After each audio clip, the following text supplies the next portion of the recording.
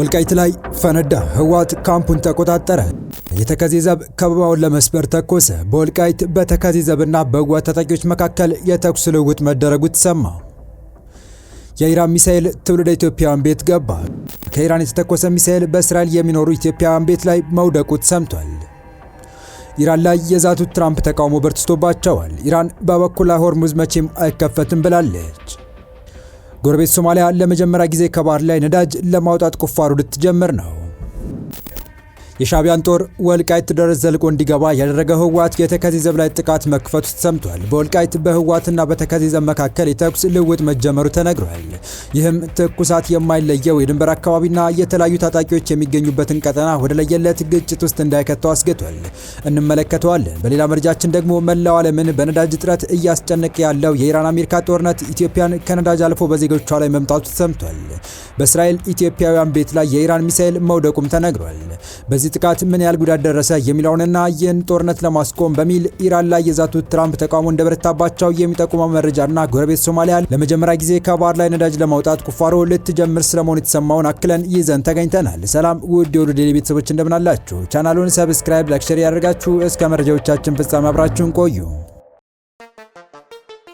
በመጀመሪያም በወልቃይት በተከዜ ዘብና በህወሓት ታጣቂዎች መካከል የተኩስ ልውውጥ መደረጉ ተሰማ። በአማራ ክልል ስር በተደራጀው የወልቃይት ጠገዴ ሰቲት ሁመራ ዞን በትናንትናው ዕለት በታጣቂዎች መካከል ተኩስ መደረጉን በስፍራው የሚገኙ ምንጮች ተናግረዋል። ለተኩስ ልውውጡ ምክንያት የሆነው የተከዜ ዘብ ታጣቂዎች ወታደራዊ ካምፓቸውን ለቀው ከወጡ በኋላ የህወሓት ታጣቂዎች ካምፑን መቆጣጠራቸውን ተከትሎ ነው።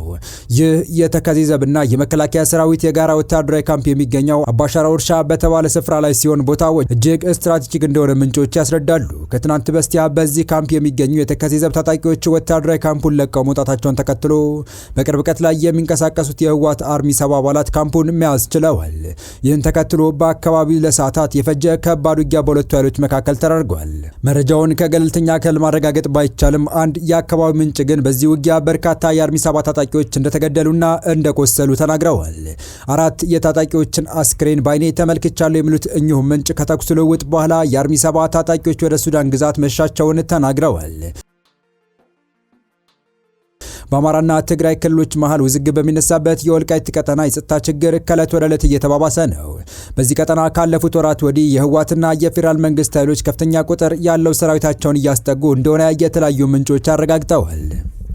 በቀጣይ መረጃ የኢራን ሚሳኤል ትውልደ ኢትዮጵያውያን ቤት መግባቱ ተሰምቷል። እሳት ወዳጅና ጠላት አይለይም እንደሚባለው አዳርን ወደ ቴል አቪቭ የተተኮሱ የኢራን ሚሳኤሎች በርካታ ኢትዮጵያውያን በሚገኙበት አካባቢ ላይ ማረፉን ተከትሎ የትውልደ ኢትዮጵያውያን ቤት ላይ መውደቁ ከስፍራው የወጡ መረጃዎች ጠቁመዋል።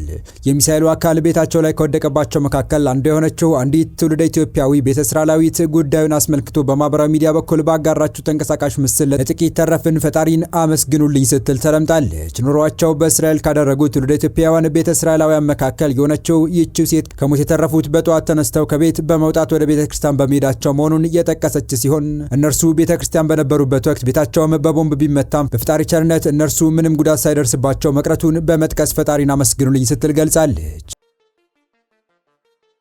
ከተጀመረ አንድ ወር ከ2 ሳምንት ዕድሜ ያስቆጠረ የመካከለኛው ምስራቅ ጦርነት አሁን የሁሉንም ቤት ማንኳኳቱ የቀጠለ ሲሆን የአሜሪካው ፕሬዚዳንት ትራምፕ እስከ ነገ ድረስ ቀነ ገደብ በማስቀመጥ የኢራንን ህዝባዊ መሰረተ ልማቶች አውድማለሁ ማለታቸው ነገሩን እንዳያባብስ እየተገለጸ ሲሆን ከተለያየ አቅጣጫም በትራምፕ ላይ የሚሰነዘሩ የተቃውሞ ድምጾችን አበርክቷቸዋል። ከዚሁ ጋር በተያያዘ የአውሮፓ ምክር ቤት ፕሬዚዳንት ሰላማዊ ዜጎችን ኢላማ ማድረግ ህገወጥ ነው ሲሉ ትራምፕን ኮንነዋል። ፕሬዚዳንቱ አክለውም በኢራን ያለውን ጦርነት የሚያስቆመው ዲፕሎማሲያዊ መፍትሄ ብቻ ነው ብለዋል። አንቶኒዮ ኮስታ በኤክስ ገጻቸው ላይ የሲቪሊያን መሰረተ ልማቶችን በስም ለመዘርዘር የኢነርጂ ተቋማትን ኢላማ ማድረግ ህገወጥና ተቀባይነት የሌለው ነው ብለዋል። የፕሬዝዳንቱ መግለጫ የተሰማው ዶናልድ ትራምፕ የሆርሙዝ ወሽመጥ ዳግም የማይከፈት ከሆነ የኢራናውያን መሰረተ ልማቶች እንደሚያወድሙ ከዛቱ በኋላ ነው። የዓለም አቀፍ የወንጀለኞች ፍርድ ቤት መስራች ዋና አቃቤ ህግ ሉዊስ ሞሪኖ አካምፕ ቀደም ሲል ለቢቢሲ በኢራን የሚደረገው ጦርነት በዓለም አቀፍ ህግ መሰረት ህገወጥ በሆነ መልኩ አንድ ሀገር ላይ ጥቃት የመክፈት ወንጀል ጋር ይስተካከላል ብለዋል። ከ100 በላይ የሚሆነው የዓለም አቀፍ ህግ ባለሙያዎች አሜሪካ፣ እስራኤልና ኢራን ዓለም አቀፍ ህግን የሚጥሱ ነገሮችን ሲያደርጉ መመልከታቸውን በመግለጽ ያ በጥልቅ እንደሚያሳስባቸው የሚገልጽ ግልጽ ደብዳቤ ፈርመዋል። ይህ በእንዲህ እንዳለ ኢራን ለጊዜያዊ ተኩስ አቁም ስትል የሆርሙዝ ሰርጥ ለመክፈት ፈቃደኛ አይደለችም ተባለ። ኢራን አሜሪካ ዘላቂ ለሆነ የተኩስ አቁም ዝግጁ አይደለችም የሚል እምነት አላት። ለጊዜያዊ ተኩስ አቁም ደግሞ ሆርሙዝን አትከፍትም ሲሉ አንድ የሀገሪቱ ባለስልጣን ለሮይተርስ ተናግረዋል። ኢራን ከፓኪስታን በኩል የቀረበላትን የተኩስ አቁም የሰላም ጥያቄ እየገመገመች እንደሆነ የተረጋገጠ ቢሆንም በዚህ ላይ በአስቸኳይ ውሳኔ እንድትሰጥ የሚደረግ ጫና ወይም የጊዜ ገደብ እንደማትቀበል አስታውቃለች። በፍጥነት ድርድሮች ተደርገው ጊዜያዊ ተኩስ አቁም ላይ እንዲደረስ ጥረቶች እየተደረጉ ነው። የኢራን ከፍተኛ መሪ ሞጅታባ ኻሜኒ አማካሪ የኢራን ወዳጆች የሆርሙዝ ስትሬት እንደዘጉት ሁሉ የባቤል ማንደብን የንግድ መስመርም ሊዘጉ እንደሚችሉ አስጠነቀቁ። ይህ እርምጃ ከተወሰደ ከዓለም የኢነርጂ አቅርቦት 1/4 ወይም 25% የሚሆነው ይቋረጣል ተብሎ ይፈራል። ቀደም ሲል የኢራን የውጭ ጉዳይ ሚኒስትር የነበሩትና በአሁኑ ወቅት የከፍተኛው መሪ አማካሪ የሆኑት አሊ አክባር ቬላይቲ እሁድ ዕለት በማህበራዊ ገጻቸው ባስተላለፉት መልእክት የመቋቋም ግንባር ለባቤል ማንደብ ያለው እይታ እንደ ሆርሙዝ ነው ብለዋል። አክለውም ዋይት ሃውስ ሞኝነት የተሞላበት ስህተት ከተደገመ የዓለም ንግድ ኢነርጂ ፍሰት በአንድ እርምጃ ሊስተጓጎል እንደሚችል አስታውቀዋል። የማስጠንቀቂያ የመጣው የአሜሪካ ፕሬዝዳንት ዶናልድ ትራምፕ ኢራን የሆርሙዝ ስትሬትን ለመክፈት ካልተስማማች ከፊታችን ረቡዕ ጀምሮ የኃይል ማመንጫዎችንና ድልድዮችን እደበድባለሁ የሚል ዛቻ ካሰሙ በኋላ ነው። ባቤል ማንደብ ቀይ ባህርን ከኤደን ባህረ ሰላጤ ጋር የሚያገናኝ ሲሆን በየመንና በጅቡቲ እና ኤርትራ መካከል የሚገኝ ስትራቴጂካዊ መስመር ነው። በ2024 ብቻ በቀን 4.1 ቢሊዮን በርሜል ድፍድፍ ነዳጅ በዚህ መስመር አልፏል።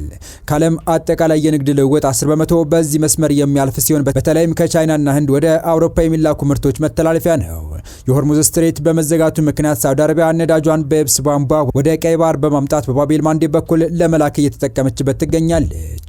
መስመሩ በአሁኑ ወቅት በኢራን የሚደገፉት የየመን ሁቲ አማጽያን ቁጥጥር ስር እንደመሆኑ የሆርሙዝና የባቤል ማንደብ መስመሮች በአንድነት ቢዘጉ የዓለም የነዳጅና ጋዝ አቅርቦት 25% ይቋረጣል። የመስተጓጎል በፋብሪካዎች፣ በቤት ውስጥ ኩሽናዎችና በነዳጅ ማደያዎች ላይ ከፍተኛ የዋጋ ጭማሪና የኢኮኖሚው ጥንቅጥ ያስከትላል። ከኤዚያ ወደ አውሮፓ የሚላኩ የንግድ ኮንቴነሮች አማራጭ ረጅም መንገድ እንዲጓዙ ስለሚያደርግ የሸቀጦች ዋጋ በከፍተኛ ሁኔታ ይነራል። ኢራን የሆርሙዝ ስትሬት ክፍት የሚሆነው ከሷ ጋር ለሚደራደሩ ሀገራት ብቻ እንደሆነ ስትገልጽ፣ አሜሪካና እስራኤል ግን በዚህ ድል እንደማይጠቀሙ አስታውቃለች። ይህም ቀጠናውን ወደ ከፋ ወታደራዊ ግጭት ሊከተው ይችላል የሚል ስጋት አንግሷል። በሌላ መረጃችን ሶማሊያ ከቱርክ መንግስት የነዳጅ ቁፋሮ ኩባንያ ጋር በመሆን የመጀመሪያዋን በባህር ላይ የነዳጅ ቁፋሮ ልትጀምር መሆኑን አስታወቀች። ሶማሊያ እዚህ ውሳኔ ላይ የደረሰችው ባለፈው ዓመት የተደረገው የነዳጅ ፍለጋ ውጤታማ መሆኑን ተከትሎ ነው። የቱርክ ፔትሮሊየም ኮርፖሬሽን ነዳጅ ቆፋሪ መርከብ የመጀመሪያውን ዓለም አቀፍ ተልዕኮ ለመጀመር በአረቢያን ባህር ላይ ወደሚገኘው የሶማሊያ ግዛት አምርቷል። በቅርቡ በተደረገው የነዳጅ አሰሳ የተለያዩ የውሃ አካባቢዎች ላይ ጥልቅ ቁፋሮ እንደሚጀመር ተገልጿል። ሶማሊያና ቱርክ ባለፈው ዓመት የምርት መጋራት ስምምነት ተፈራርመዋል።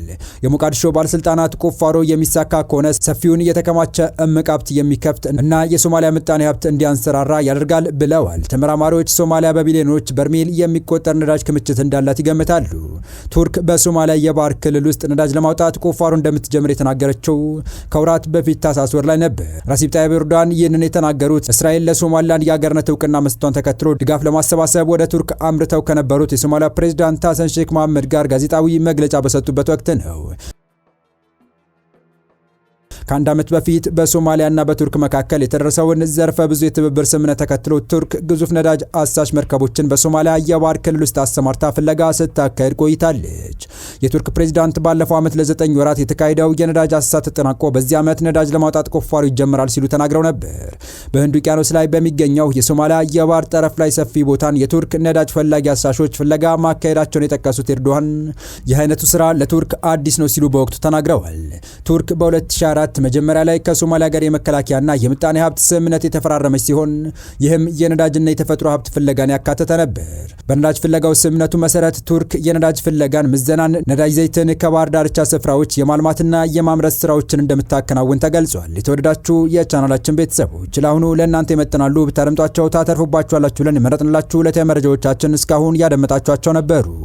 በተመሳሳይ ሀገራዊና ቀጠናዊ ጉዳዮች እንዲሁም ዓለም አቀፋዊ የጂኦፖለቲካ ወታደራዊና አነጋጋሪ ክስተቶችን ለበለት ተከታትለን በትኩስ ይዘን እንደምንቀርብ እያሳወቅን የቻናሉ ቤተሰብ ካልናችሁ ሰብስክራይብ፣ ቪዲዮ ላይክ እና ሼር በማድረግ ተደራሽነታችን ታሰፉ ዘንድ አክብሮታዊ ግብዣችን ነው። አበቃን። ሰናይ ጊዜን ተመኘን።